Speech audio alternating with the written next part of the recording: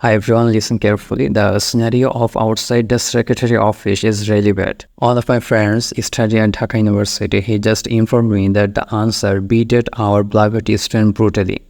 I can repeat, they beated our beloved student brutally.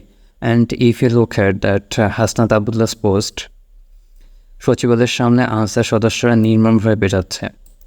তো আমি সবাইকে রিকোয়েস্ট করতেছি, যারা দেখা যাচ্ছে সচিবালয়ের আশেপাশে আছেন এবং ডিওর স্টুডেন্ট যারা আছেন, অবশ্যই খুবই তাড়াতাড়ি দেখা যাচ্ছে সচিবালয়ের সামনে চলে যান। এখানে অবস্থা আসলেই ব্যাড। আপনি যদি দেখা যাচ্ছে যমুনা টিভি নিউজগুলো খেয়াল করেন, তারা একদম অন দ্য স্পট কিন্তু লাইভ করতেছে বিষয়গুলো।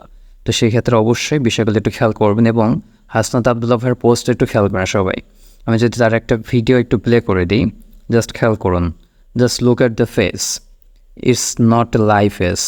It's absolutely right thing, and that is really happening. I just informed that is really happening now. সবাই রাজিতে আয়, সবাই রাজিতে আসো, সবাই রাজিতে আসো। দেশটা আমাদের সবাইকে ঘিরে রেখেছে, আমাদের সব উপদেশ থেকে ঘিরে রেখেছে, আমাদের সব উপদেশ থেকে ঘিরে রেখেছে শিক্ষার্থীদেরকে।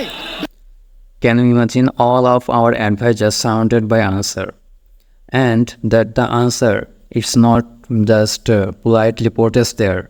They protest with some harmful equipment. So, and another thing, all of our students, they are not trained, but answer is trained first.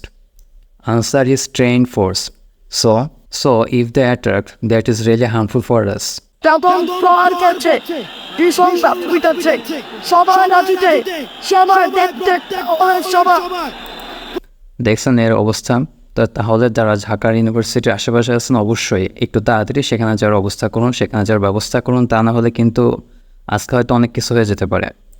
তো ভালো থাকবেন, ফলো দিয়ে রাখুন। ইনশাল্লাহ নেক্সট আপডেট আসলে আমি শেয়ার করবো আপনাদের সাথে।